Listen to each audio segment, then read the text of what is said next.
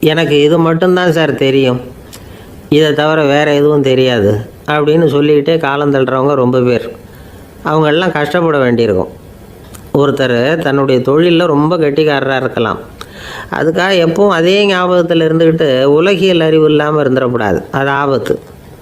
இதுக்காக நம்ம தாத்தா பாட்டிலாம் ஒரு கதை சொல்லுவாங்களே, கேள்விப்பட்டிருக்கீங்களா? ஒரு சமயம் ஒரு 4 பேர் சேர்ந்து வெளியூருக்கு பிரயாணம் போனாங்களாம். அந்த 4 பேர் எப்படி தெரியுமா? ஒருத்தர் வேதாந்தி, இன்னொருத்தர் சங்கீத வித்வான், 3வது ஆள் வைத்தியர், 4வது ஆள் ஜோசியர்.